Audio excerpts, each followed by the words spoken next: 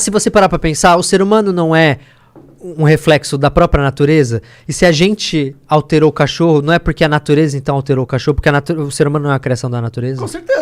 Faz sentido. Nós somos um agente da natureza, né? A gente faz, por mais que a gente goste de se afastar da ideia de que a gente é uma coisa diferente aqui na Terra, nós somos mais uma espécie aqui nesse planeta. E a natureza nos criou. O cérebro é uma criação da natureza. Ele evoluiu ao decorrer de milhares de anos até chegar ao ponto que chegou. Então, a gente entende bem como a natureza nos criou. Bilhões. Então, assim, imagina se a gente pode se afastar tanto da ideia de que se a gente mudou algo, é porque a natureza mudou. Porque a natureza nos criou. Com certeza. Eu acho que eu concordo muito com isso. Então, será que o aquecimento global, então, não tem, acaba sendo... Não, mas aí é um conflito de interesse, né? Porque a gente precisa do planeta nas condições que ele tá para sobreviver. É só uma questão de conflito de interesse, mas o planeta já passou por isso em outras vezes, sem ser humano. Existe um argumento que a Terra um pouco mais quente não é tão ruim assim pra gente. Porque ela... Porque... Não, só mandar argumento. Tô falando que eu acredito nisso, tá ligado? Pau no cu do aquecimento global. Não, porque eles falaram que vai aumentar a quantidade de capacidade de agricultura da Terra. Por causa do aquecimento? Porque ele vai viabilizar terras que hoje em dia não são frias demais pra plantar certas coisas. Cara, não sei. A questão é que tem outras coisas a se considerar, né? Tem os malefícios subir o nível dos oceanos. Não pode perder o controle, não pode ser uma bola de neve. Ao contrário, uma bola de calor. Caralho. Tem coisas que são mais diretas e mais fáceis de observar, como a gente tava falando do permafrost lá. Tem mamute ali dentro, tá ligado? Tem doenças antiquíssimas. O próprio permafrost é cheio de dióxido de carbono e de enxofre, entendeu? Que é um gás de efeito estufa. Então... Mas eu acho que essa parada da doença não vai ser um problema, não.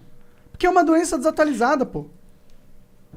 Nosso corpo, ele já lida com doenças muito mais avançadas. Imagina, mas... Eu tô falando da minha cabeça aqui, eu posso falando merda.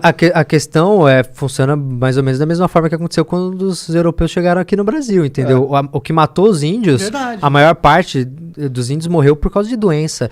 E era só porque o corpo deles não estava acostumado a lidar com aquilo. O fator novidade faz total diferença. Porque se seu corpo não está acostumado, não conhece aquilo, ele não sabe como se defender. É o caso da Covid. Mas vou te dar um contra-argumento. Os europeus não morreram das doenças dos índios. Mas as doenças dos índios, o corpo do europeu já tinha passado por isso há muito tempo. Eles já tinham os meios, eles já tinham sido expostos aos tipos de doença dos índios há muito tempo. Então, mas provavelmente ao tipo de doença do índio, tá ligado? Isso eu tô falando, eu posso estar errado. Eu também não tenho certeza do que eu tô falando, não. Eu acho que só porque eu gosto de argumentar, eu acho isso interessante. Estamos conversando, vamos ver. Tem aquele lance da maldição da tumba do faraó, que o cara chegava pra roubar o ouro que tinha, ou qualquer riqueza que tinha. O cara abria aquele sarcófago com uma múmia aprisionada ali há ano pra caralho, saía aquele bolo de doença, de coisa dali e o cara morria. É verdade. Né? Muitos falavam que a maldição era isso, né? Pois é. Inclusive, você tem episódio de pirâmide nesse... Não, mas uma segunda temporada seria legal. A pirâmide é um dos mistérios mais misteriosos que tem, cara. Falar pra sondar, né, como construir as pirâmides, né? Isso aí é uma discussão, isso é um negócio... Tem vários meios, né? Se você entrar nisso... Eu acho que entre os geólogos, eu acho que já existe um consenso do mais aceito. Mas você vai ter outros explorando outras possibilidades. Porra, o que eu sei é que os caras pegavam uns troncos, botavam as pedras em cima, vinha carregando lá da casa do caralho. Eles faziam um rio, eles criavam um rio até as pirâmides e iam transportando as pedras pelos rios. Mas eu já vi uns documentários de uns caras que pirem refutar isso e tem uns caras inteligentes que falam, mano, isso não é isso. Tem muitas outras coisas que isso não explica, entendeu? Mas aí é a galera que quer cair em ET, né, mano? Não sei, cara. É que às vezes... com certeza é. Mas você acha que tudo que a gente acha que é certo agora é realmente certo? Vai que no futuro é ET mesmo, tá ligado? Não, eu acabo de postar um documentário sobre isso no YouTube, sobre a possibilidade de ter vida alienígena. E assim, a possibilidade de existir um ser com capacidade... Primeiro, a vontade dele querer intervir construindo as pirâmides. Por quê? Sabe quantas vezes... Se um ser é inferior... Quantas vezes você já parou pra trocar uma ideia com uma formiga? A gente mata. A gente ignora, ou mata ou ignora. A gente reconhece que ali existe uma civilização, uma pequena civilização, onde cada formiga tem uma relação. Guerras mundiais. Elas trabalham em conjunto, mas a gente não para, porque a gente sabe que a gente tá num nível muito acima. uma civilização que tem a capacidade de viajar entre o sistema solar, entre as galáxias, ela já tá num nível tão acima que foda-se as pirâmides que a gente tá construindo. Dane-se, sabe? Se ela já é um tipo de civilização tipo 1, que consegue utilizar toda a energia do próprio planeta, ou tipo 2, que consegue consumir a energia da estrela, ela tem tipos de civilização? Tem os 3 tipos, né? O tipo 1 é o tipo de civilização que já consegue utilizar de maneira sustentável todos os recursos do seu planeta. A gente não é nenhum. Alguns especialistas dizem que a gente tá ali nos 70 e poucos %. Tá. Do 1. O segundo é uma civilização que consegue utilizar toda a energia da sua estrela natal. Sua estrela que te ilumina. No nosso caso seria o Sol. Solar, né? No nosso caso seria o Sol, mas se você tiver um sistema com 2 sóis, você pode ter 2 sóis. E uma tipo 3... Como é que é? Se você tiver um sistema com 2 sóis, daí você tem 2 sóis. Aí você tem a energia de 2 sóis. Isso, faltou o complemento. E uma tipo 3 é uma que consegue utilizar toda a energia da galáxia. Caralho! E aí imagina um ser que consegue utilizar a energia da própria galáxia, como que ele vai olhar pra gente? Ele vai olhar pra gente e falar lá que bonitinho, eles estão empilhando pedras uma em cima da outra ali, que legal. A gente não vai ser relevante pra essa galera. E outra, tem ainda uma questão mais profunda, sabe? Quais as chances de acontecer em outro planeta tudo que aconteceu na Terra até o ser humano chegar onde chegou? É improvável, é muito improvável. Assim, eu tenho certeza que existe vida fora da Terra. E a mesma certeza eu tenho de que essa vida não se parece nada com a gente. Porque... assim, a quantidade de barreira que o ser humano teve que ultrapassar pra chegar aonde a gente chegou, pra existir o ser humano, sabe? Quantas coisas tiveram que acontecer numa ordem específica ao decorrer de 4,5 bilhões de anos, num planeta que tá à distância específica do Sol, que tem uma composição química específica, com água e o caralho, sabe? Isso não, assim, por mais que a gente tenha planetas parecidos com a Terra, diversos planetas parecidos com a Terra, a gente tem uma timeline muito específica de coisas para o ser humano nascer. Sim. Não é só a vida. Até eventos, tipo cometas, que podem mudar toda a história de um planeta, né? Você teve asteroides que se chocaram com a Terra, que resetaram a vida na Terra diversas vezes. Se os dinossauros não tivessem sido extintos, é possível que o ser humano não existisse. Porque os dinossauros caçavam os primeiros mamíferos. Então, o ser humano ele descendeu de uma espécie de mamífero que só conseguiu prosperar porque os dinossauros não existiam mais. Então, você tira uma pecinha desse quebra-cabeça e você desmorona todo o resto, entendeu? Você não tem como, cara. Concordo. A probabilidade de ter outro humano cérebro é uma coisa, tipo assim, o ser humano, criaturas mais complexas na Terra elas dependem do oxigênio, porque a gente tem uma coisa chamada mitocôndria, que tira energia do oxigênio, e a maior parte do gás que a gente respira, da nossa atmosfera, tem oxigênio. Então, a gente arrumou uma forma, todas as criaturas complexas só conseguem crescer do tamanho que elas crescem por causa que elas utilizam energia do oxigênio. A gente usa o oxigênio para quebrar as moléculas dos alimentos que a gente come. Toda criatura complexa faz isso. Então, se você não tem um planeta que não tem oxigênio, você já não vai ter a mitocôndria. Entendeu? E a mitocôndria nasceu de uma mutação ali que poderia não ter acontecido. Sabe, quantas coisas tiveram que acontecer para o ser humano existir? Então, assim, quais as chances de existir um ser sequer parecido com a gente fora do universo? Eu acho que, em teoria... Que viagem, cara. Com certeza. Muito louca essa porra. Com certeza, uma viagem foda. Eu acho que, em teoria, se tiver um sistema solar idêntico à Terra, é possível que... Mas vai que o... Mas aí muda uma coisa aqui na Terra, já não tem os seres humanos. Vai que nessa outra Terra aí, quem tem inteligência são os cachorros. E eles criam humaninhos. Então, mas mas assim, aí você tem que entender que assim, o nosso cérebro só conseguiu crescer ao ponto da gente transformar o mundo como a gente transformou por causa do fogo. Porque a gente, o ser humano, e a gente só conseguiu o fogo também por uma coisa muito específica. É engraçado quando você pensa que, por exemplo, antigamente as mulheres começou a ter muito parto em que a criança morria e isso matava as mulheres, porque a cabeça do ser humano começou a crescer demais, o nosso cérebro começou a crescer demais. Então, por que o bebê humano ele é tão frágil? Porque uma coisa que a evolução fez com que as mulheres começassem a ter o filho cada vez mais cedo, porque a cabeça estava menor, porque elas estavam morrendo no parto. Isso aconteceu numa época em que o cérebro começou a crescer, a cabeça humana começou a crescer. Então, o nosso bebê, o fato da gente ter que se unir com outro humano para cuidar dessa criança que é muito frágil, fez com que a gente também evoluísse mais como sociedade. A gente teve que se unir mais para cuidar desse ser indefeso. Então, houve uma época que a gestação não era de 9 meses. Não, uma época, a gestação dos nossos antepassados era coisa de 2 anos. No livro Sapiens, o Yuval Harari fala isso. Chegava a 2 anos, assim, dos nossos antepassados. Caralho, nasceu uma criançaça já.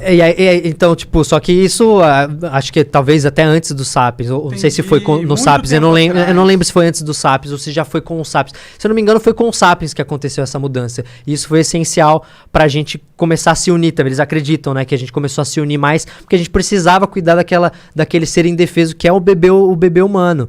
O bebê humano é um dos seres mais indefesos que existe. A maioria das espécies já nasce... O bicho já se vira, já consegue se virar, entendeu? O antílope já nasce, mano, trotando. Entendeu? O ser humano demora pra aprender a andar, saca? Sim. Ele é muito frágil. Então, isso foi essencial, né? Pra a gente se juntar e criar uma sociedade ali pra cuidar dessa criança. Caralho, muito louco, né? Pensar essas coisas. Então pensa como tudo aconteceu de uma forma muito específica pra gente conseguir evoluir e se juntar como sociedade, passar conhecimento adiante. Tudo aconteceu de uma forma muito específica, muito única. Eu acho improvável que isso tenha acontecido. Faz sentido, eu concordo com você. Da mesma forma. Não é só uma coisa que precisaria ter acontecido de um jeito. São bilhões, bilhões e bilhões de coisas que deveriam ter acontecido de uma forma específica para gerar um ser como ser humano no planeta como a Terra. Mas, ao mesmo tempo, eu acho que se um dia a gente encontrar uma raça alienígena, a gente vai conseguir encontrar muitas similaridades com elas. Eu acredito... Talvez. Os cientistas dizem que você só consegue sair do seu planeta se você tiver conhecimento da matemática. Então, uma civilização precisa da matemática para conseguir explorar outros planetas, para ter tecnologia. Então, a cultura deles vai entender matemática. Então, com outros símbolos, de outro jeito. Mas vai ter uma conexão com a gente. Isso se tiver uma civilização inteligente, que chegue ao ponto de ser inteligente. Sim. Né? E aí tem que ver qual a relação dela com o ambiente, né? Se é a mesma... O ser humano, ele só evoluiu porque a gente tem a curiosidade. Nós somos um ser curioso. Então a gente precisa da curiosidade. E a curiosidade, será que ela só não existe com o cérebro? Será que o cérebro não é o único órgão capaz de criar a curiosidade da forma que ela criou no ser humano, ao ponto de que ele descobriu de onde a gente veio, como as coisas foram criadas, que é isso que faz com que a gente queira explorar, entender mais sobre a nossa origem? A gente precisa dessa curiosidade, entendeu? Mas... Que outras espécies têm essa mesma curiosidade que o ser humano? Você tem uma curiosidade do ambiente que você tá, mas a curiosidade de saber a sua origem, de onde você veio, isso é só o ser humano. A gente é o único que tem essa capacidade. A vida, vamos lá. Existe algum tipo de... não é teoria. Quando é menos que teoria, é o quê? É uma hipótese. Uma hipótese. Então, existe alguma hipótese de que haja vida... em outros planetas e tal, coisas que a gente já consegue observar, mas que a gente nem entenda que aquilo é vida? Então, por exemplo, porque Cthulhu, então, assim. no documentário lá que eu postei, eu falo isso. Primeiro, vamos entender, tipo, pra gente achar a vida fora, vamos entender o que é vida. O que é vida. Sabe, o que é vida? É só o filamento de DNA e RNA? Tem um filamento de DNA e RNA, você tá vivo. Mas aí, tipo, o vírus tem... só que o vírus precisa de um hospedeiro. Então, você pode definir... A galera gosta de definir vida como, sabe... Você tem que passar por vários tipos de processo durante a sua existência para ser considerado uma criatura viva, sabe? Você tem que crescer, você tem que deixar descendentes, você tem que reagir ao ambiente. Tem uma série de coisas. E aí, como que a gente vai observar isso como vida? A vida, como a gente conhece, precisa da água. Mas aí eu até falo no documentário, e aí? E por exemplo, em Titã, que tem rios de metano.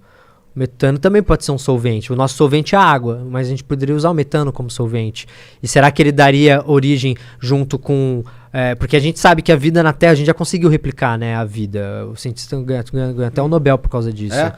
De que ele juntou as condições que ele acredita que tinham na atmosfera na época em que a vida surgiu na Terra. Ele colocou minerais, adicionou energia elétrica, a temperatura mais ou menos naquela época, e matéria orgânica, acho que aminoácidos, não sei se foram aminoácidos ou proteínas que começaram a surgir. Eu vi essa experiência, sim. Fizeram um balão gigantesco. Isso. E aí, então assim, a gente já conseguiu replicar uma das formas com que a gente acredita que a vida surgiu. Podem ter sido em fossas vulcânicas, sei lá, vulcânicas, no fundo do mar, Que eles Tinha acreditam que energia também. lá, né? Que eles acreditam que também ali eles conseguiriam tirar a energia dos nutrientes ali que sai dessa água quente, dessa coisa que vem de dentro da terra. Fazia o processo do estômago pra eles. Né? Então assim, eu acho que dá pra existir talvez vida de outra forma. Mas aí a gente pensar como essa vida vai evoluir. A galera acredita muito que a gente, por exemplo, a gente vai achar vida, bem provável que a gente ache vida no nosso próprio sistema solar. Né? Caralho. A Europa, uma das luas. A Europa é de. Acho que Júpiter. É de Júpiter, né? Se Ou não me Saturno, engano. eu não lembro. Não, acho que a Europa é de Júpiter. Ele só falou qualquer planeta, cara. Não, acho que é de Júpiter. Falei o que eu achava que era a probabilidade maior de ser, tá? Titã é uma lua de Saturno e Europa, se não me engano, é uma lua de Júpiter. E eles conseguem. E tem várias achaduras ali de gelo. Eles acham que tem água em estado líquido. O que será que pode estar nadando ali, sabe? Eu acho que é bem capaz que a gente encontre vida no nosso próprio sistema solar. Mas uma vida nem um pouco complexa. Uma vida, sei lá... Microscópica. Microcelular. Salve, salve família. Muito bom esse corte que você assistiu, né? Mas a gente precisa agora falar sério, cara. Vamos aprender inglês pra mudar de vida, pra chegar longe aí, cara, ser um cara muito foda. wiseuponline.com.br/flow tá aqui na descrição. É onde você vai aprender inglês de verdade. Mais de 300 horas de conteúdo. Tem documentários gravados em restaurantes, aeroportos e lugares que você vai provavelmente ter que passar quando você for viajar. Então, se você quer aprender inglês de uma forma prática, quer aprender rápido e não tá pagando muito, wiseuponline.com.br/flow, que ainda ajuda a gente.